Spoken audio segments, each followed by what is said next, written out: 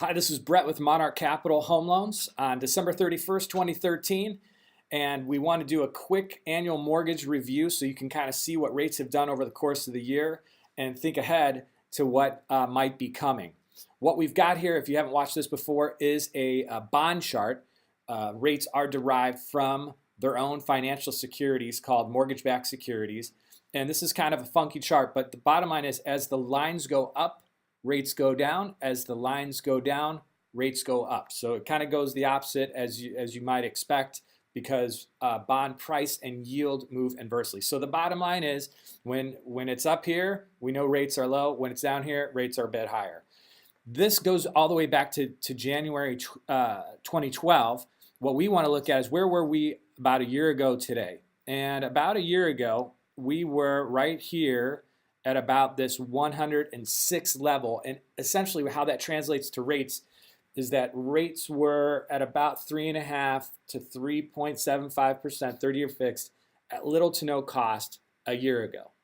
Well, things were looking pretty good through the first half of the year, and then by the time we reached the summer, rates started to come up, up, up, up, up. We've recovered a little bit of ground, but then they started to come up again. So right now today, we're at about the 99.4 mark. So what that means is we've lost, over 600 basis points in bond price, and so rates have come up fairly dramatically. So what does this actually mean in terms of dollars and cents?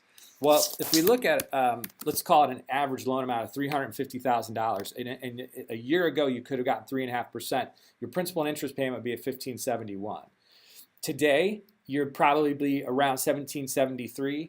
And if rates were to continue to drift higher by another percent over the course of the year, it'd be at $1,987. Every increment, you can see it's about $200 a month.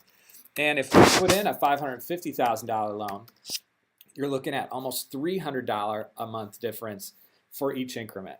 So the bottom line is the trend has not basically been our friend over the course of this year. Things have gotten more expensive. The general consensus is that rates will probably continue to drift higher because the sentiment is that there is an economic recovery that's happening. It's not that robust, but the Fed is starting to back off of its stimulus, and as that happens, rates will drift higher. And if it does that, and you've been looking to buy a home and haven't acted, you could be looking at higher interest rates. The contrarian point of view is that if the Fed backs off its stimulus and the economy starts to contract, that would help rates. I'm not sure which camp I'm in right now. I hate to say I'm agnostic about it. I think what's important to understand, though, is that generally speaking, the trend has not been our friend. And that if you were waiting over the past year because you thought things were going to get better than 3.5, it didn't.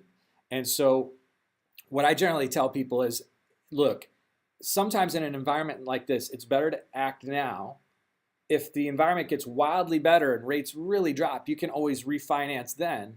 But if they don't, you haven't missed your opportunity to get historically low rates. Now, that doesn't apply to everybody in every circumstance, and that's why we're here to talk you through it and give you more detail. But hopefully this gives you a little bit of perspective of what has happened with rates over 2013.